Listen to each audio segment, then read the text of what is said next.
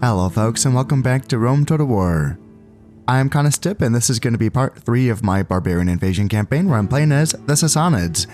And I left things off last time where I was just about to attack these two rebel settlements up here in Kotais and then down here in Demantha. Now, for a split moment, I was considering should I send these 3 units back to deal with these rebels, these brigands that have just popped up during this end-turn, this last end-turn that is. But I think that I should continue the course and take Demantha first before sending my guys back up. I have some peasants here. They're going to be inhabiting Demantha and keeping the population happy. Therefore, I don't have to keep any of these units here to maintain any sort of public order.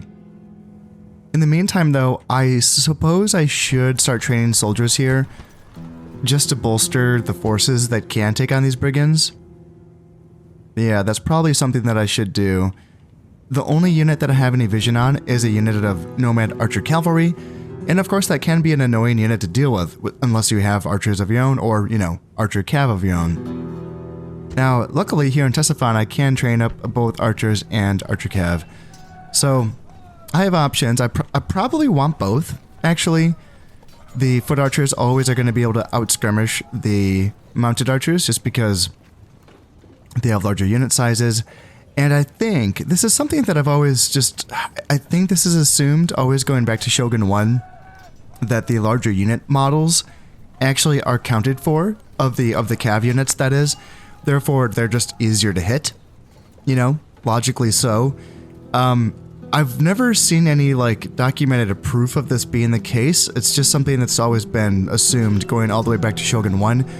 And in Shogun 1, they had the same unit sized, or they had the same unit sizes as the infantry units. So unlike Medieval 1 and Rome 1, where cav units and infantry units have different sizes, back in Shogun 1, all units had the same unit size. So the infantry archers in Shogun 1 weren't assumed to have an advantage due to their numbers. They were assumed to have an advantage due to just the size of the cav unit being easier to hit, is my understanding.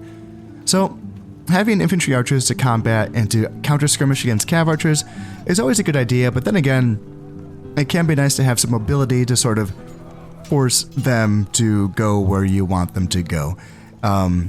That's usually just easier with mobility, right? Otherwise, if you're just standing there on your own 2 feet, hoping that they come towards you, well, it could be a long day for you. Now up here, my faction leader's army is sort of shadowing this 5-unit Roman army. I was wondering where they were going, because their settlement, if I look at this map closely, yeah, I'll just go with that. I'm assuming that there's a settlement right here, right? I know that this map isn't exactly the same as it is in the original campaign. I know that there's less settlements overall. However, I think that I can assume by now, as I get more familiar with this map, that in these areas that do have the grassy spots on them, these are where settlements are. So I think this is Palmyra, correct? I don't think Damascus is on this map, because that would be... Damascus is like here, right? Or like here. I don't know. But I don't think that that's here in this map. I think it's just Palmyra. I could be wrong though. If I look down, does this tell me anything? No, it does not. Then Petra, I think. I should really know this because I'm playing Egypt in the other campaign. And then Demantha, obviously, but again, that just, proves that the grassy spots do have these settlements on them. So, then that begs the question, where is he? Where are you going? And also, where's this road going? If this is the settlement, then what is this? Because the roads they all lead somewhere, believe it or not. Huh. That's interesting. Yeah, see, this is why I want more towers, because I don't know what's happening. And they have towers, actually. They start off with towers on their border, which is very nice for them. Bastards. So I need to, counter tower their towers so I can have some vision and see. I just need to know what my world looks like, It just feels so weird, not seeing, not understanding the lay of the land of my own territory. So even though this guy really should be inside of a settlement using all of his insane tax bonuses to make more money, he's instead going to be roaming the lands, placing watchtowers, which does feel like a waste. It does, but it needs to happen. I need to get these towers down. So he's going to continue to do that, and also shadow Captain Felix, which is a great name, I have to say.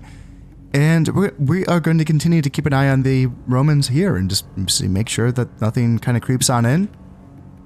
And then we have a big old blank space over here as well, not big old dark space, which, you know, the Romans could just creep over this river and we would not see them. So if they did that, you know, Hatra would be an option for them.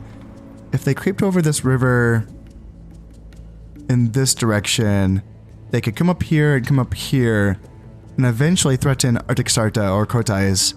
But that would be a long journey. It would be faster for them just to hit Hatra. They could also swing east and kind of come up here and threaten Fastba. But again, there's like no roads in this section here connecting Fastba to like Hatra or anything like that. So I don't think so, actually. I don't know. Now that I'm looking at this, maybe there is, because there's a road here going. See, I need more towers. I don't know, because clearly I don't know what's going on. Anyway, I was going to spend some money and train up some archers, but before I even do that, I should probably just take these settlements first so that I have more money. I'm not going to be making much off of them. I'm not going to sack or exterminate either settlement. In my practice runs, I was exterminating the population in Kotais, but I don't think that's the way to go. I think the key to Kotais is to get it up to a minor city as fast as possible. As is, it's a large town, 3,600 people, and in my practice runs, when I was exterminating, I feel like I think I was like making like 7 grand off of it, which is useful. Maybe not 7 grand. That seems like it's too much, but maybe like 3 grand or something like that. Whatever it was a decent chunk, which feels like it's good to have at this point of the campaign. But I think that building for long-term growth and having another settlement really close to the Eastern Roman border, a settlement that can, you know, grow up to be a minor city and get those tier 3 units, which I think I've already discussed are good for the Sassanids.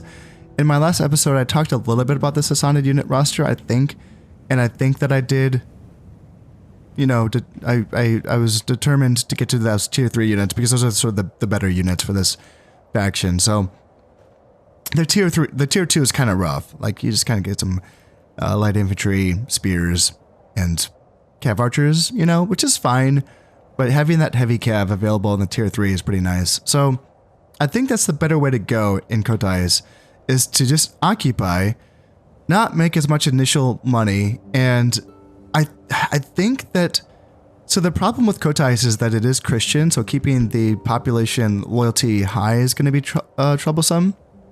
And initially I thought that, see, going back to my experience in like the base campaign for Rome Total War, and there's certain situations where I do keep around the native culture or the religious building for a turn or two just to like help out for the initial phases of the occupation until I do destroy it and then build back my own temple, because there's going to be that one sort of off turn where I feel like the population loyalty that I get from my own building is not going to be able to recoup the amount that I lose. But in one of my practice campaigns, I actually just destroyed the Christian church right away, the Christian shrine, as you can see. And just by doing that, that boosted the population loyalty by quite a bit. And I was shocked by that. I was shocked by how much of a difference it was. Like, the bonuses that I was getting from this, like the 10%, not even 10%, but the 5%, the quarter bonus due to happiness, was not at all countering the, what would it be called? The religion differential? I don't, there's probably a word. There's a word for it. I'm sure there is. Let me look here. Is there a word for religion problems?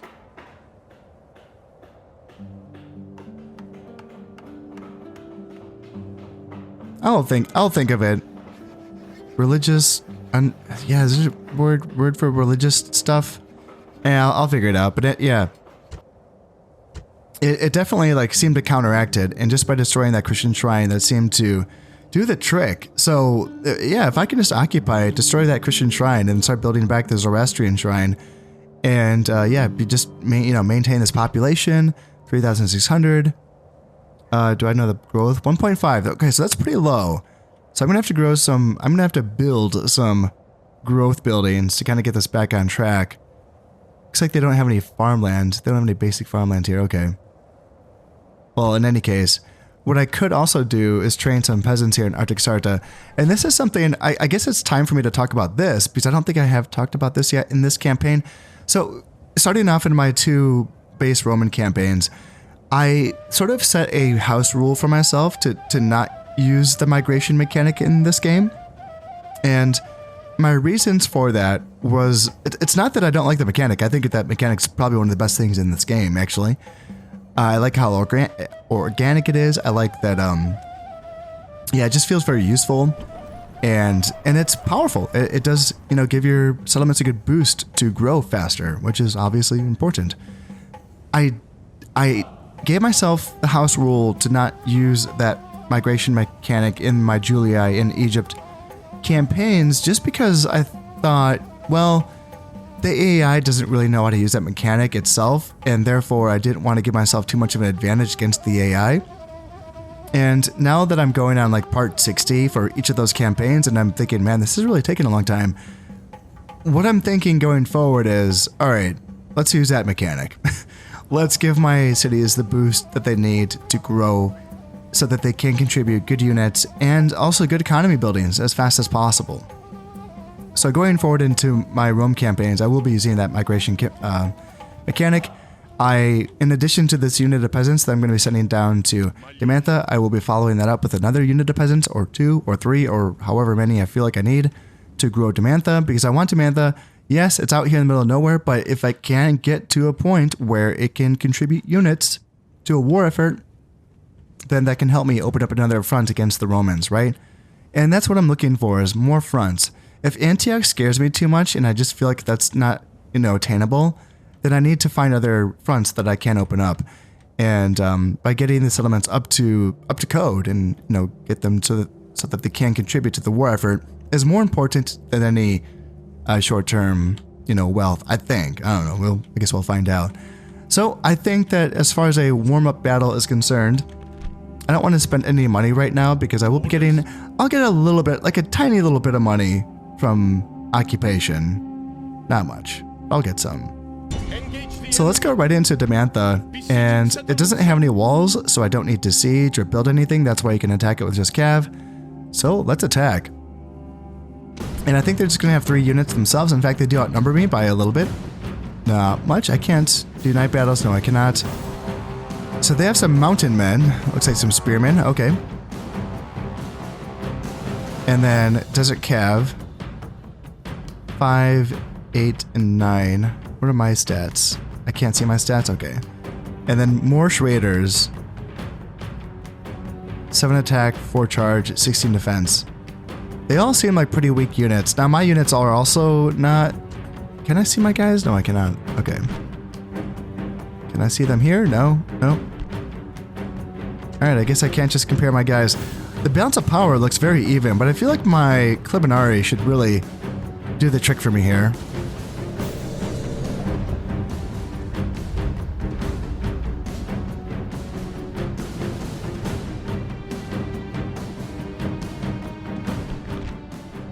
Men, this battle is inevitable, but victory hangs in the balance. Act with courage, O noble soldiers, and victory is in our grasp! Now, take up the sword, pull on your armor. We go to test our courage in the fires of battle! I really wasn't expecting my Camel Raiders to be the general unit or the captain unit in this army.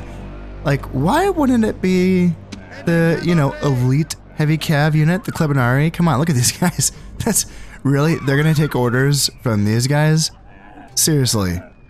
Seriously. Come on, come on. Okay, I mean, okay, no, he has pretty cool armor. I'll give him that. I'll give him that, but his camel doesn't have any armor. These horses have armor. Are you kidding me? Alright, Clipinari, they're a cool unit. They, I put them on fire at will because they do have bows and maces. They're holding their maces right now, but they can whip out their bows and get some shots in. And archer cav archers right there, and then, yeah, camels right there, sure. So, let's try to lure the enemy out. Here, I don't even know. I'm trying to think, like, in my practice campaigns, did I even play this battle? I think I just auto-resolved it every single time. Maybe. And for those of you who are new to Rome Total War, this little city center in the middle, that is where the units are going to be unbreakable. If they're still standing on side of that city center, they're just going to be fighting to the death. So the idea typically is that you want to draw them off of that city center and then break them in this alley and then maybe run them down here so that you can actually, you know, break their morale. Easier said than done. I was actually hoping that they would actually not all be in the city center, but it looks like they are. Let's see, so that's the desert cav over there. More raiders right there. And now it kind of looks like they are going to be reacting to us. I mean, I have the range here. Are they going to charge us? I mean, that'd be pretty nice. So yeah, they can start shooting. And, okay, yeah, here we go. Camels go in. Go in, and just go in.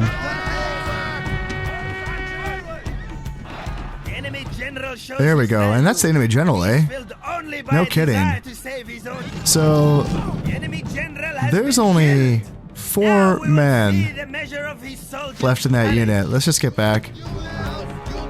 So that was their only unit of archers. And since we still have archers, let's just put my Clipinari right here. And then let's put my horse archers right behind them. Because the Clipinari have all of that armor, I would rather them be in the front taking the shots to the face. And let's see if I can maybe get my camel raiders. I don't know. That is my captain, my general. So I don't really want to put him in danger, actually, now that I think of it. I was tempted to get him around the side. See, I'm tempted to think that he should be a unit of Moorish raiders by himself because camels do have a bonus versus cavalry. It's kind of what they're made to do, but I don't know. I've had some bad experience with camel raiders. They are a pretty flimsy unit. And as you can see, these city streets can be pretty tight for a unit of cav. Pretty tight indeed, and they want to send their Moorish raiders up now that they're getting shot in the face. But, I mean, we can just go ahead and go in here. Put away the bows, take out the maces, and my Clipinari should just melt these guys. Absolute devastation. I won't even send in the horse archers, because why? They can just start shooting at the mountain men. And then don't follow them back onto the plaza. That's what you don't want to do. Because, like I said, they start to fight to the death when they're on that plaza. It's better to lure them off of the plaza and then break them. And we're getting close, you know. 80 mountain men, 14 Moorish raiders, and we have plenty of ammunition. So let's just continue to shoot and draw them off of that plaza.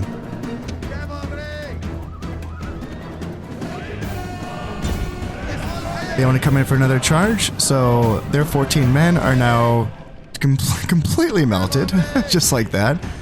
And now it's just down to those mountain men. So let's get ourselves back into a formation here that makes sense. And they've lost 9 men already. So they just need to be drawn off of that plaza, and as long as they're going to be getting shot at, they will get drawn off of it, because the units always do want to react to where they're getting shot from, right? They don't want to just stand there and get shot. So they will move off of it. And as soon as they move off of it, they've lost their vulnerability. Since this is the last unit, as soon as they break, the battle is going to be over. So let's kind of smash in here. And I would imagine that they would break rather fast. even though they do have spears and they have a bonus versus cavalry. There we go. That's going to be it. So for these siege battles, once it's over, you don't have to continue the battle. You can just end the battle. You can continue it if you really want to get more valor on your men, but we're fighting spears here. I like just ending the battles for siege battles. We lost 13 men, but we killed 135. Easy peasy. Victory! Victory indeed. So we can... Okay, so I'm a little worried here. So red face. Occupy. Are they going to be okay? Low taxes? Nope, not going to be okay. And we can't... Right, so we can't even recruit any peasants here because they have 424 men and they can't go below a certain number. The number might be 400. That might be that number that they can't go below. So we can't recruit anyone. That's why we have Captain Cyrus. Yeah, Captain Cyrus is headed on his way, leading his peasants. They're going to be here in 3 turns. So what can we do to stabilize the public order in the meantime? We can't recruit peasants, but we can build buildings. Wooden palisade would be nice, but that's not going to be increasing our public order at all. What will be increasing our public order would be these... Ooh. Roads would help those peasants get here faster, wouldn't they? And they'd be finished in 1 turn. Roads would be nice, but you know the basic simple answer? Zoroastrian Shrine. 5% bonus to the law, and that's going to get us up to 70% public order, which is still going to be a red face, but it's not going to be any rioting. I think that at 65%, I think that we will see some rioting, I think. And rioting is when soldiers and civilians die. And sometimes buildings get destroyed as well, or damaged. Not typically destroyed, but damaged. So just getting them up to 5% is going to be good. And I'm assuming, are they... What are they? Are they Christian down here? What are you? So they are 50% Zoroastrianism. And they are... Is that... Yeah, so that is the official religion. Oh, that's set by me. Okay, got it. 35% Christian. 15% pagan. And I think that that Christian is going to be coming from neighboring settlements, is how I understand that to happen. So let's build this Zoroastrian shrine here. And that should stabilize it, because the completion of buildings does get factored into the public order before the public order stuff happens. So this should be like 70% before any checks are made for I don't know, rioting or whatever. So we should be fine down here in Demantha. Now let's come up here. Let's actually drop a save. This game is pretty unstable, so I just drop a ton of saves. Let's come up here to Kotais and take the settlement as well. In fact, I was looking at the army in Artaxarta, and this seems like quite a force just to be leaving here. I still should leave something here. Again, I don't want to have a situation where I just lose Arsacia or Vespa to some brigands just pop up out of nowhere. So I guess something should be left back here. But these Clipinari could join this army, actually. And then we can still siege. Hey, and the spy, he opened the gates. Oh, that's dope. Hey, that's perfect. Okay, well, let's do this then. Let's assault Kotais. And I think they just have like three units inside. Yeah, I have Melchior commanding 1, 2, 3, 4, 5, 6, 7, 8, 9. 9-star general, holy shit. Steppe horse archers, runaway slave spearmen, steppe lancers, and herdsmen. Let's bring them down.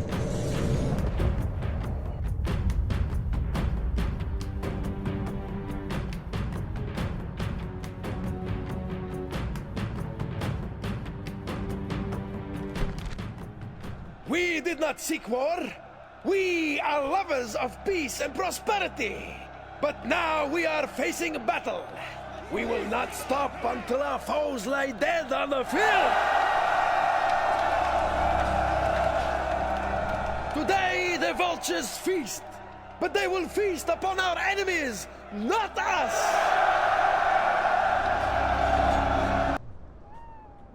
As you can see, because our spy has done his job well, the gates are already open, so we do not have to go in and pound through that.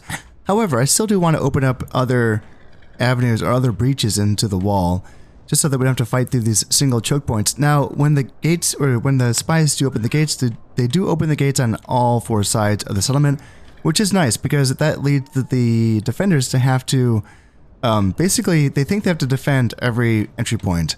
And I don't think it's until you actually like get into the settlement until they actually start to leave their post, I think. So there's going to be a moment here when we can just sort of, you know, have these other units that are distracted on other sides that we're not attacking from. However, I did send a force over here to prepare to open up another breach through the wall here. And then I do have my heir, actually, not my General Melchior, but my heir is going to be here, along with the Clibinari and some Levy Spears, just to provide an extra little vantage point where we can maybe possibly threaten them and maybe kind of just distract them a little bit.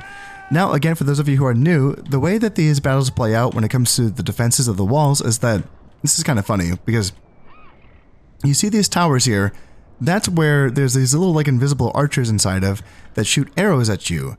And they are the only sort of like wall defenses these tier 1 and tier 2 walls have. Now, they're spread out too far to actually defend the gate, which is really bizarre. I don't understand why that was designed that way, because they become rather inconsequential. You can just march right up to the gate and not come under any fire from those arrow towers, which is just, it's just really bizarre. Yeah, it's weird. And then what you can do, since you can't, so like these reinforced sections are where rams cannot hit. So if a ram is going to hit on the wall, it would be hitting like this area here and in here. So if you marched head on from here and then here, I think it would come under fire from those arrow towers.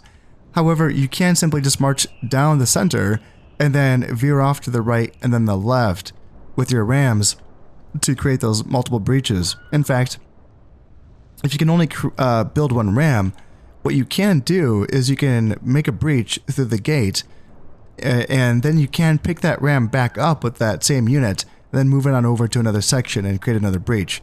So you don't need multiple rams, it's just faster, obviously. So we can start this off. And what's defending? So they got the step lancers, so they don't have any missile troops defending. And my archers are already shooting. That's right, they have long range, don't they? Yeah, I kind of forgot about that. So right away, those step lancers are being driven back. And I'm just going to bring my archers up here. Even though they already are shooting, I would rather just have them moved up. Slingers can be moved up here. And then Levy Spears can move up in support. General just follow in right behind. And no one else is here, correct. So we move on over here. And there's no one guarding this gate. Oh yeah, there's only 3 units inside of the settlement. That's right. Okay. Well, we can just go through the procedure and break down another breach just in case we need to use it. And then if not, I mean, these guys will be right here. Let's put them on fire at will. In fact, I kind of forgot to put you on fire at will. No, you're on fire at will. Okay, yeah. You know what to do. And these spearmen are going to be put on guard mode. So for those of you who are, familiar with Shogun 1 and Medieval 1, and are used to having your hold position and hold formation buttons and commands, that's all been sort of rolled into one command with the guard mode, which I think is just a shittier version of both of those commands. It doesn't work exactly. I don't know. It doesn't do all the things that you want it to do. Oh yeah, I guess I could do this and do this instead of complaining about guard mode. It's okay. The main thing is that it makes it so that your guys don't break formation and seek out individual combats. They will try to maintain their grouping. The way that the physics work in this game, though, is that units do get easily pushed around. So units can, break and bust in, sort of bust away at your unit cohesion. Comes the test of their courage. But the idea, though, is that when you have units that are in losing combats, you want them to not be seeking out individual combat. You want them to be maintaining their formation and that way they lose and die as slow as possible, which fits my whole philosophy of die slow, kill fast. In the losing combats, you want to be on guard mode. On your winning combats, you want. Oh man, we lost some guys here. Oh. Now comes the test of their Yeah, I guess I wasn't that.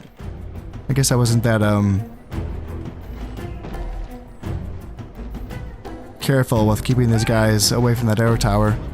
Oh, those poor guys. What did we lose? Six men?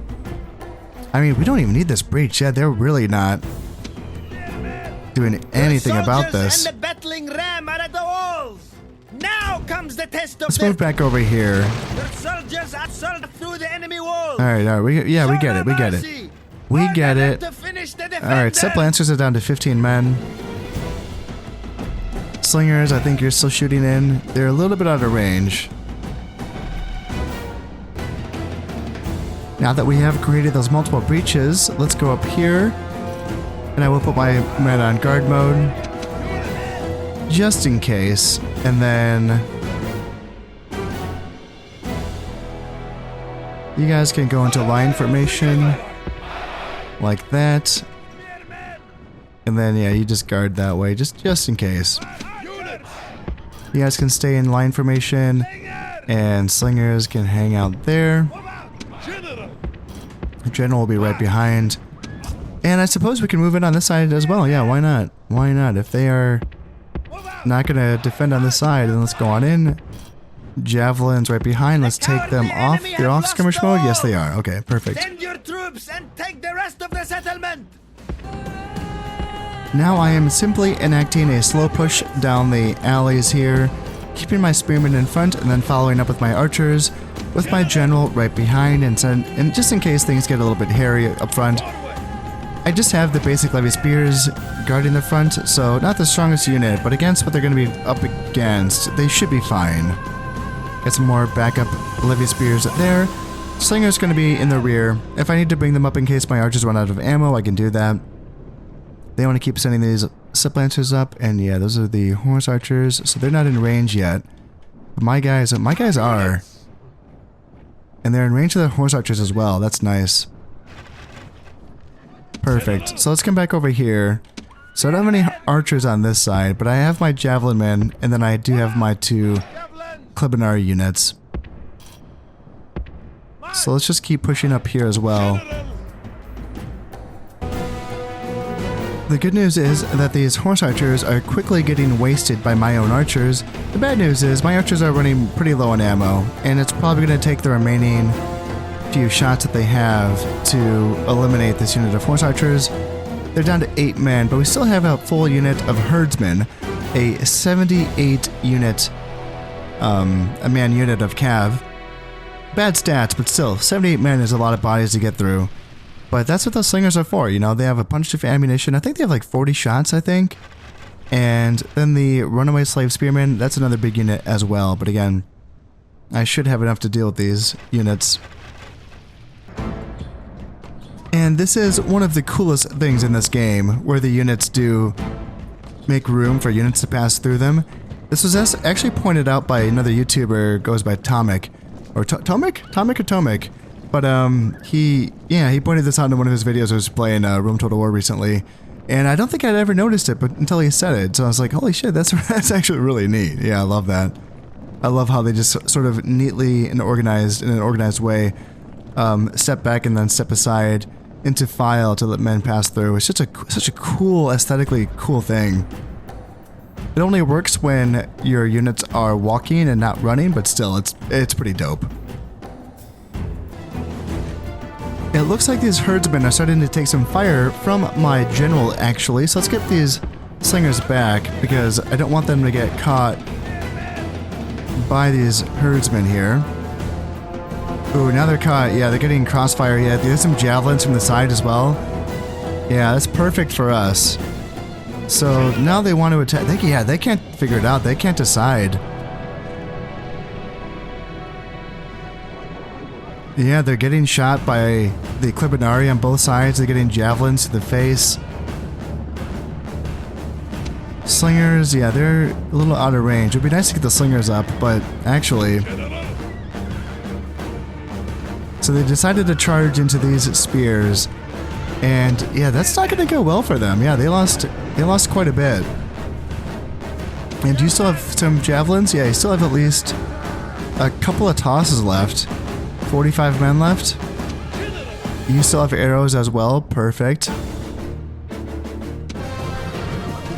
They've come right back in for another charge, but yeah, they're not lasting long in these melees. And anytime they come in, I mean, my guys, yeah, they're going to be taking these guys out. I am losing some men on these spear units, but yeah, not too much actually. So javelins are now out of ammo. And how much men are left? 22 men left in the herdsman unit. Now I don't think these Clibinari units have much ammo in them. Looks like my general still has a couple shots left. And then what about you guys? You have a couple shots left and you have actually quite a few shots left. So yeah, we might be able to take out this unit of herdsmen just with the ammo that our Clibinari have.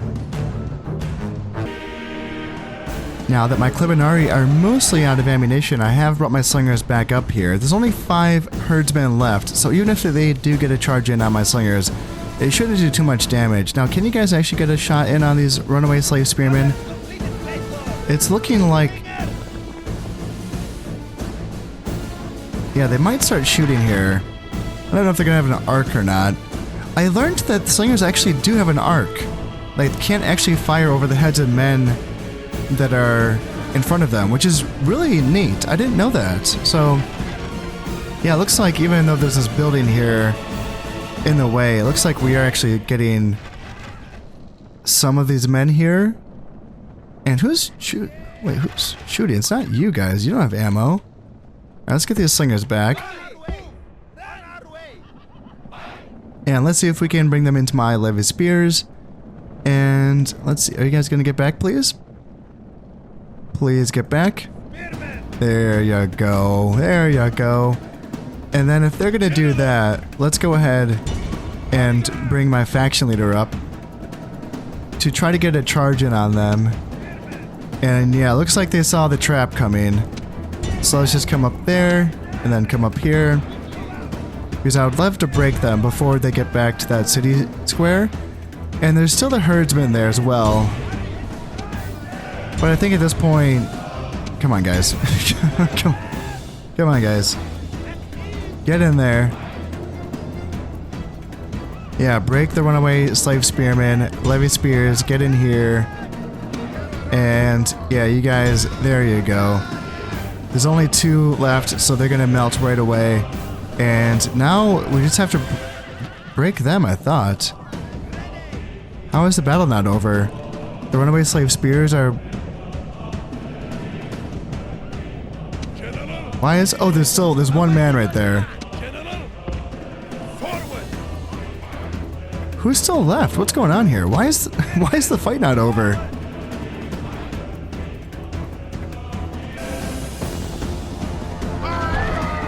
Victory is yours, and no one can argue that it is not both well-deserved There we and go. worthy. I have no idea where that guy was hiding, or... yeah, I don't know. Was he like in the corner over here? Yeah, I'm not sure. Anyway, we only lost 24 men, so not bad. And let's see how our kills were. Yeah, Clibinari Immortals. These are my 2 characters units. 33 kills and 115 kills. And then 12 for the slingers, 36 for the archers. Spearmen got 5 and 17. These archers got 46.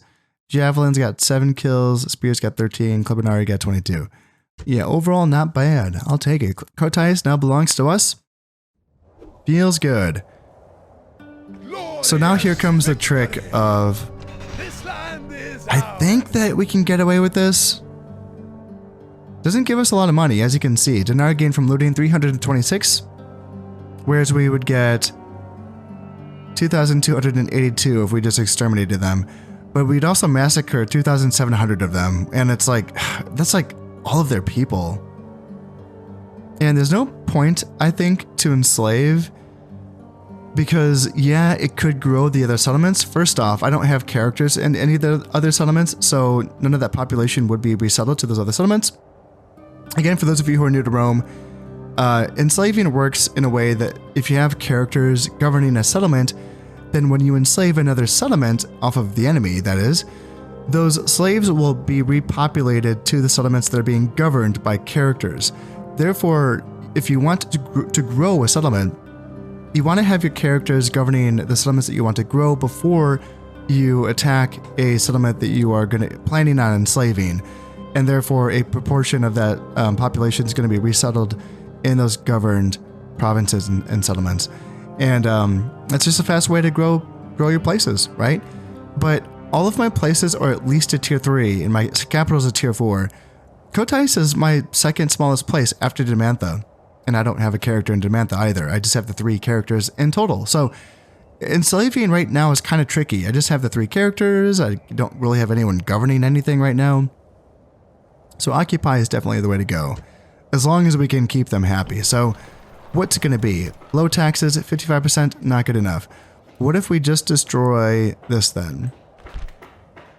A little nervous. Let's look at, is there a word for that thing that I was trying to no, there's no word for it. It's just literally called faction leaders religion differs from settlement official religion. It's not called like religious unrest or anything like that. That's funny. I thought there was a word for it, but nope. It's just I'm just overthinking things.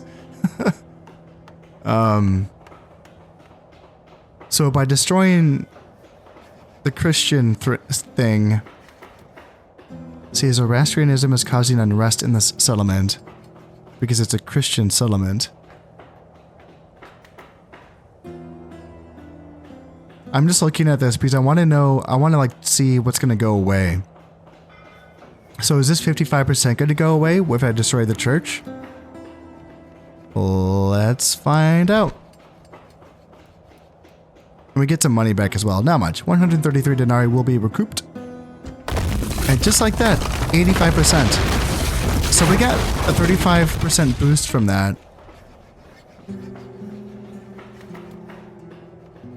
Okay, so it was replaced by, now Christianity is causing unrest in the settlement, but instead of 55%, it's the 35%. So that accounts for that, a 20% boost. There's another 10% boost somewhere that we got. Less unrest, perhaps, something? I don't know. But hey, I'll take it. That works out, right? Can I even raise taxes now? No, I cannot. Low taxes it is. Let's repair this stockade so that no one can just walk into my new territory. And then what do I want to build? Probably just a Zoroastrian shrine. Keep it simple, keep it safe. I do like the law bonus because it does decrease corruption. Again, for those of you who are new to this is corruption that just kind of comes from... It just grows. It just grows over time. It comes from... What is it actually? It's distance from capital. So like you can have your capital be moved around so that you can reduce the corruption in newly conquered areas. It's giving you money straight to your pockets by increasing your law, and that reduces corruption. So I really like the law buildings and the law religious buildings. They're really nice. Very functional. So that's good. Let's just look around though. Let's see. I don't think ports give me anything because there's nothing for me to trade with. There's no other settlements that I can trade with my ports, because on the Black Sea, it's just the Romans, and then I'm trying to find out who's north of me. It's the Roxolani or the Sarmatians. But I'm assuming that we can't trade with them because this would tell me that by putting this in, then this little trade icon would increase, and it would tell me that that port's doing something. But it's not, so it's not. I think I still would like to build ports at some point, even if it doesn't give me any money. Just being able to build boats and then potentially being able to threaten northern Anatolia with my navies seems like a cool idea. Like if I'm so much of a coward that I can't take Antioch, then maybe I can sort of nip off some nibbles here and there off of northern Anatolia, like Sinope. I don't know. It's just an idea.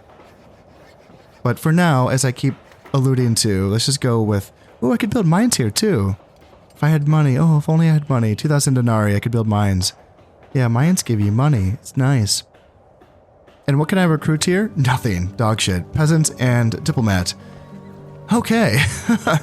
Well, Ardashir's job, because he is such a Zoroastrian with his Mobad, and his Zoroastrian teacher, and then his Zoroastrian trait, you know, he's just the most Zoroastrian of Zoroastrians.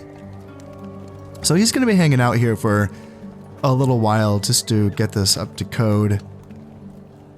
What are we again? So religious conversion, Zoroastrian, characters in the region. So that accounts for 35%. It's probably the spy and him, as what I'm assuming. And then neighboring regions. So that's going to be like Artaxarta, perhaps, right? Soon, that's also going to be a shrine as well, helping that out and giving that a boost up to 50%. Okay, so I'm figuring this out. So yeah, we're only 55% Zoroastrian so far.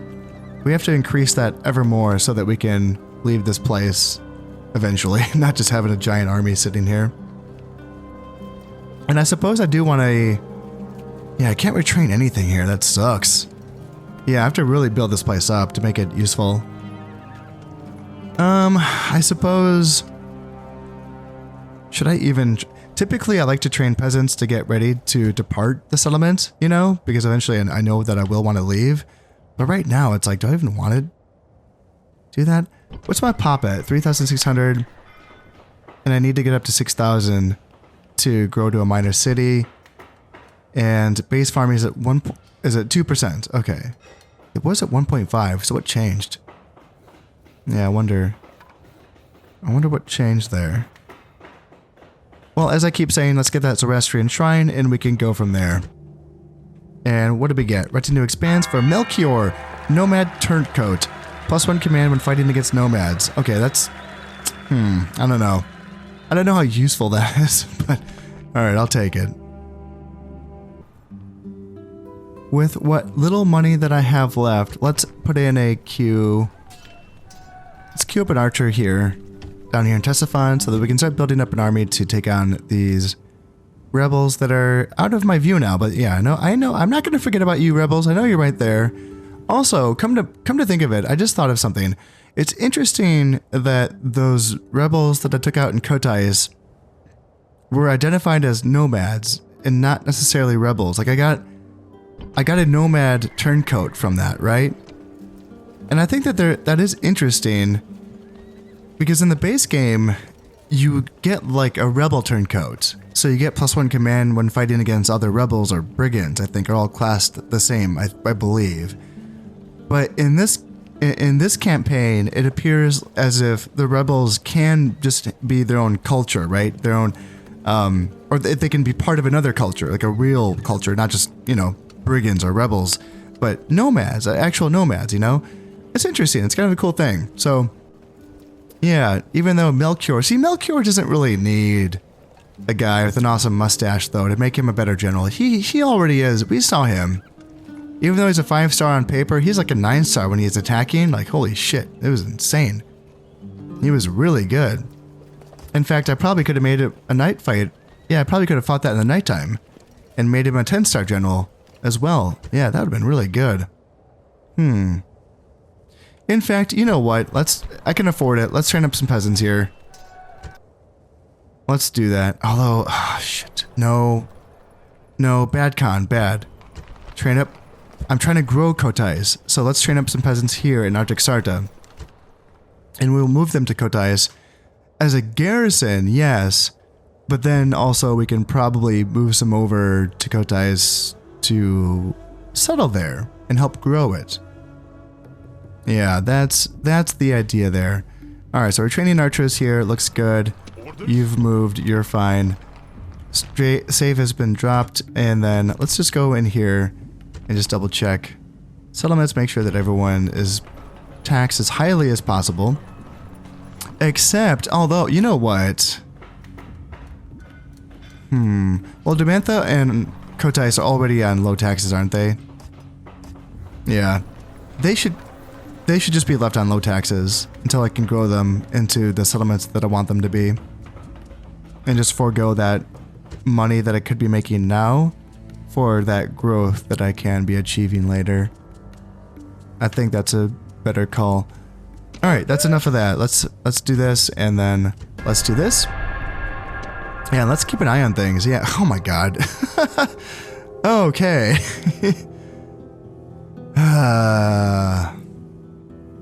We have Romans right on this side of the bridge. And then we have Brigands right here on that side of the bridge. Okay, only three unit army for those Brigands. What do we have here? So 2,000 in the treasury. All right. Hey, we're making some money here. Making 1,100 per turn. Sweet.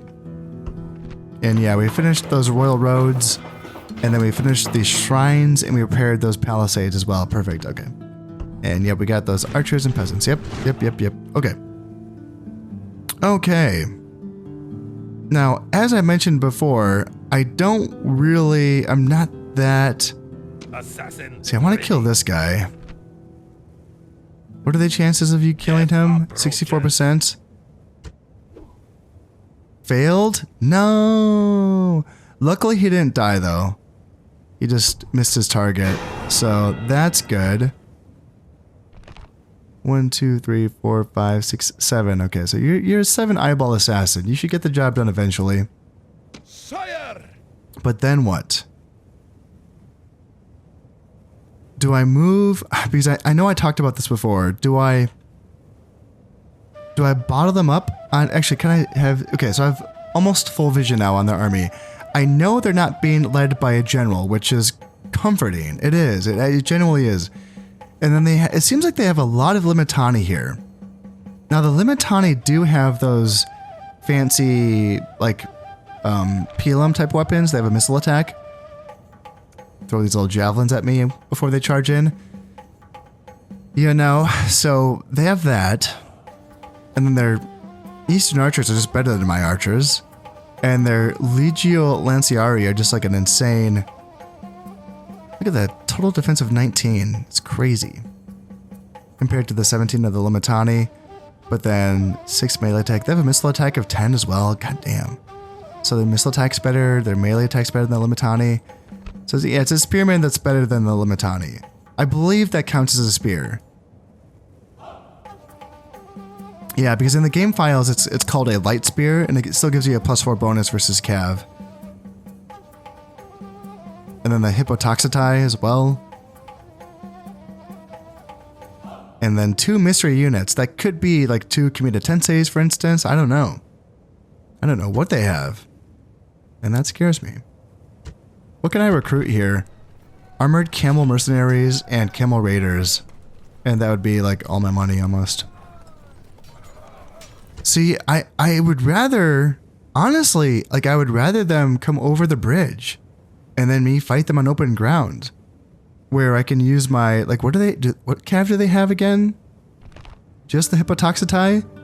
Possibly 2 of the units of cav, but maybe not. Definitely no general's units, right? No general's bodyguard units. I would rather them come over. Am I being insane? You know? Like, is that just a stupid thing to say? But because that just kind of feels better to me. I have my general's unit, although he's not great. Does he? He's not... Does he have any of those things that make him die easier? No, he doesn't. Okay. Actually, this helps him survive, but it makes... Yeah, that's a weird one. -1 morale for all troops on the battlefield. Ugh, that's bad. Ah, shit. Yeah, it kind of makes me want to recruit these mercenaries. And just based on my observations, the way that the mercenaries work in Rome Total War in general is that they are super expensive to recruit, yes. They typically have slightly worse stats than their like native counterparts. But their upkeep isn't any higher. It's like the same, I think. So like if we compare, we can actually do this, like Camel Raiders. So 6, 5, and 14 are going to be their stats compared to mine. 6, 5, and... Oh, the stats are exactly the same, actually.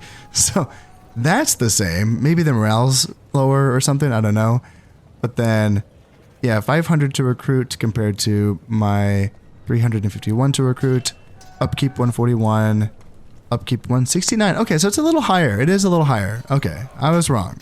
But that's not that, like in Medieval 1 Total War, the upkeep is twice as much, but then they cost half as much to recruit. It's interesting. It's like, you know, they're really meant for just like one-off campaigns, like one little turn strike forces. But in this campaign, or in this game, it seems like, you know, as long as you can afford that initial recruitment cost, then the unit, you know, you're not going to be paying so much more for the upkeep, you know?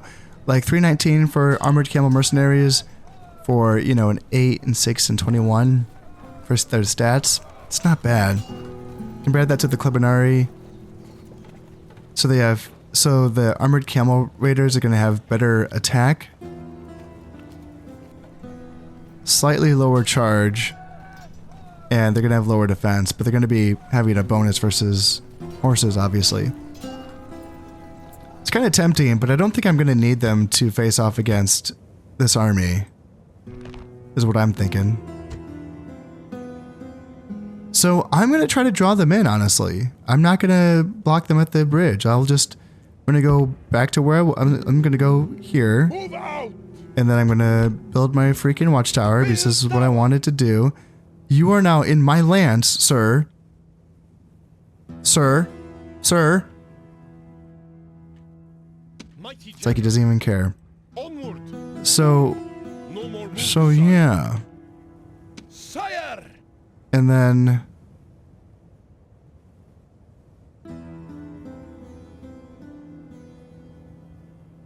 I'm tempted. I'm just gonna like I'm just gonna move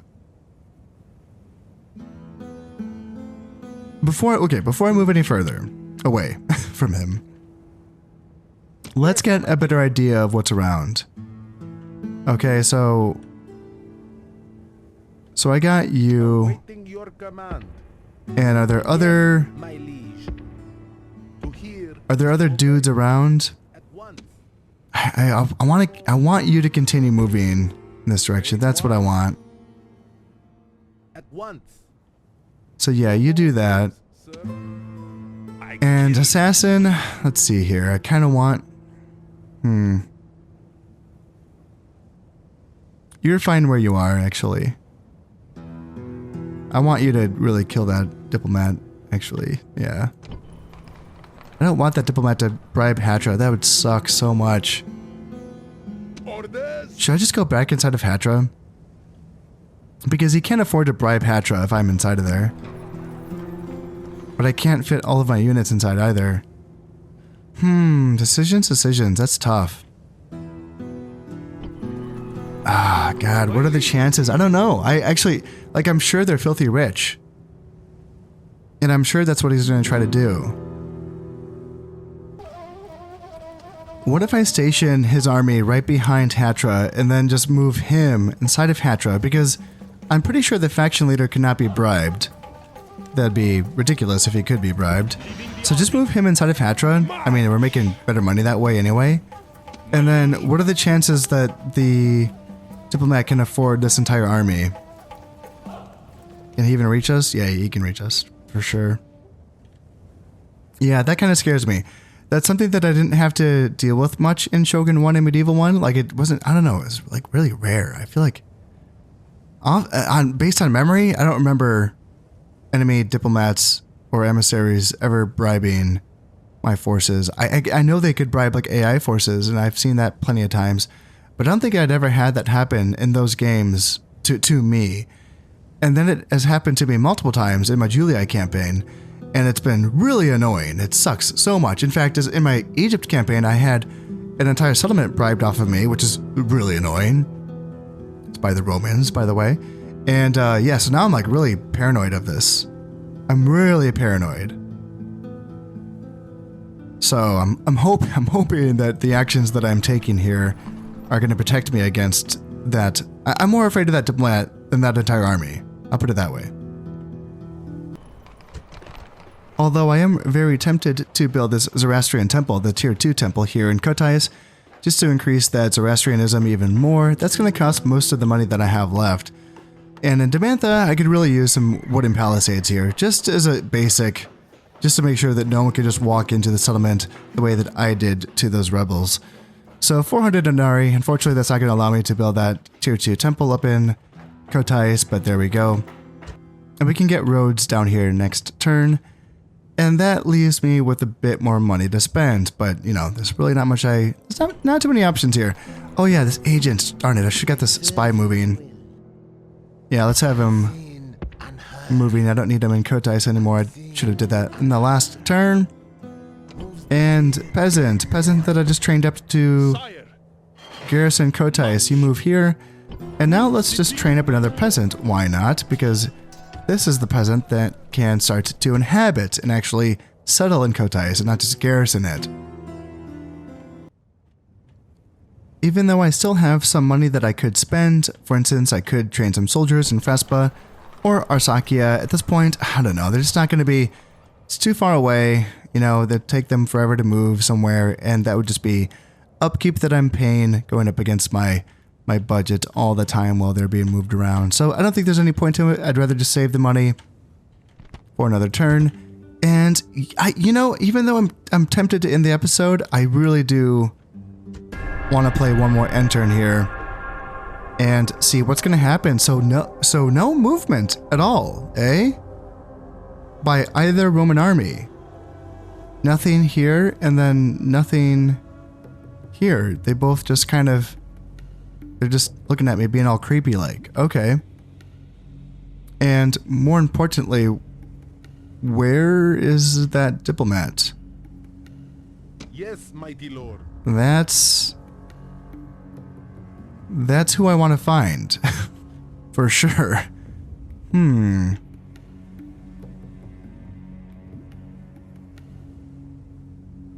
Yes, my liege. Yeah, where did he go? Did he go back? Here is to obey. Yes, my liege. To hear is Here? to obey. No? To hear is to obey. No, he's not there. Sir. He's not in Antioch. Shoot. Sire. You just keep moving. Actually, let's stop by Alexandria, see what's up. Alright, three units hanging out there. Great one. To hear. And Assassin. Gosh, I want you to find that diplomat. Did he go deeper into my territory? I kind of feel like he... Moving to position. Aha! Aha! Death. Yeah, I stalks get him. that guy. No more moves, sir. You'll get him. You'll get him. At least he's moving up in that direction and not Orders. moving at me. Sire! Alright, so you're just gonna stand there and look creepy. So I'm thinking I can just move my faction leader out by himself, actually, and... Well, let's just bring him down Forward! here. And build a watchtower.